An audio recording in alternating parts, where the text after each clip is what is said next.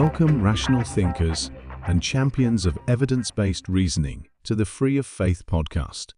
This is the place where we dare to peel back the comforting but opaque layers of faith-based claims and expose their logical shortcomings.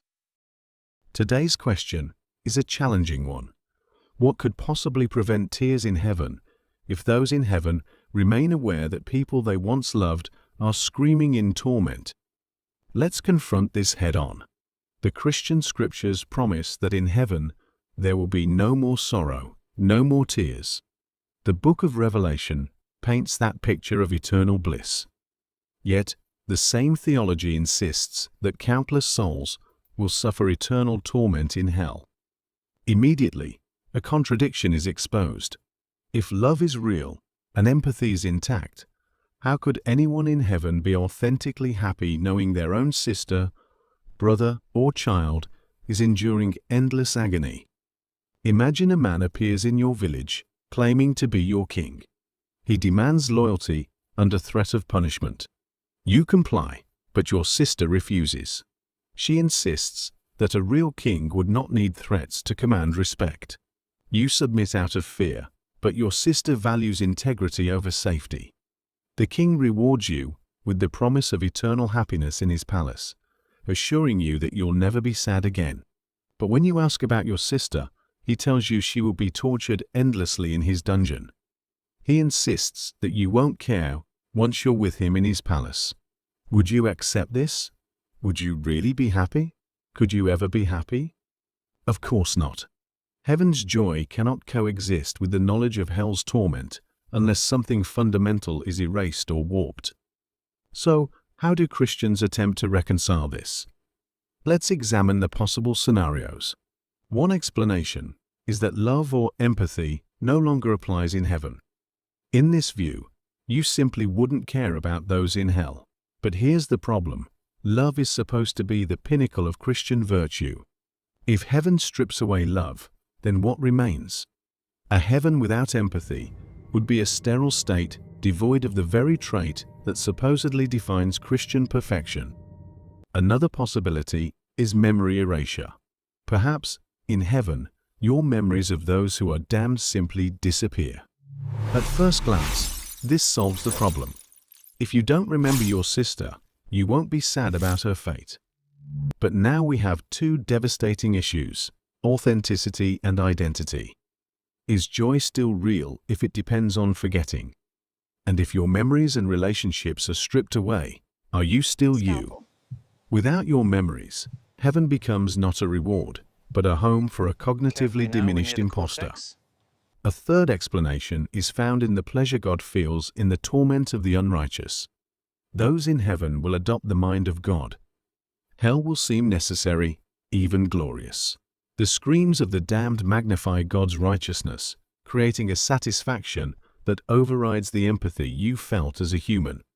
You will smile at the screams of your wicked loved ones as you become more like God. Make sense? Of course not. The conclusion is stark. The promise of a tearless heaven alongside an eternal hell is logically incoherent.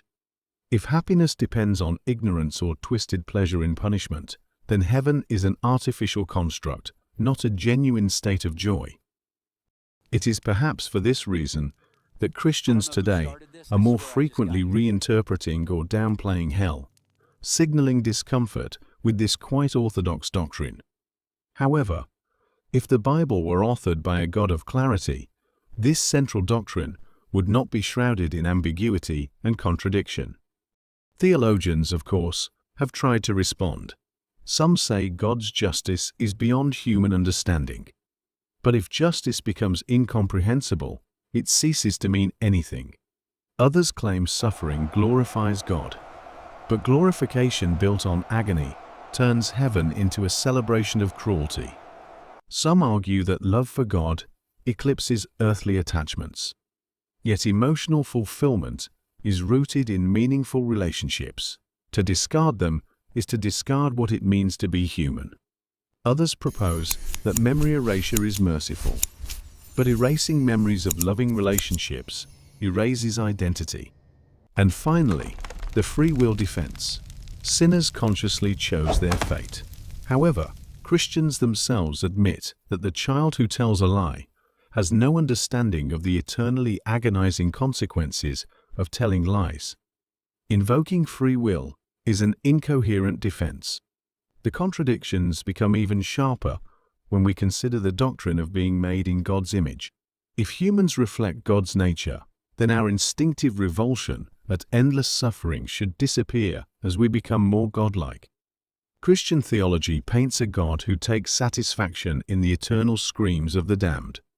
If humans in heaven recoil while God delights at the screams of the unrighteous, then those humans are not becoming godlike.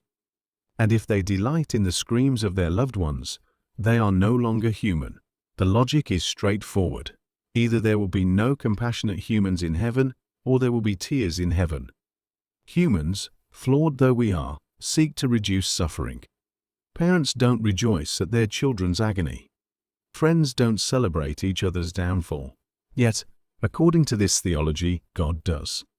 If heaven requires us to share in that alien satisfaction, then it demands that we abandon what makes us recognizably human. This clearly leaves us with a doctrine that undermines its own promises. A heaven without tears is impossible if hell exists.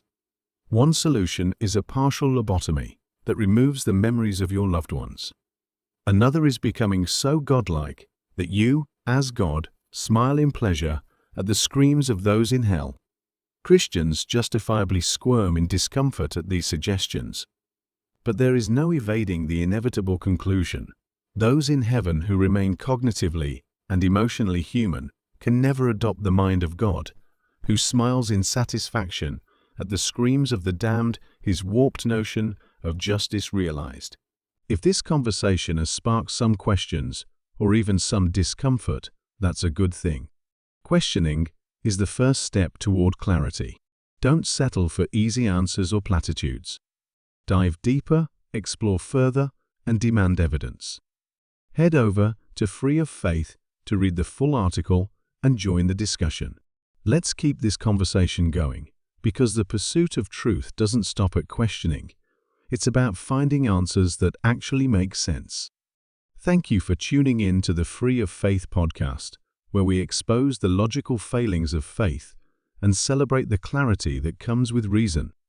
Until next time, stay skeptical, stay curious, and remember, rationality always outperforms faith. Engage reality, and I'll see you soon.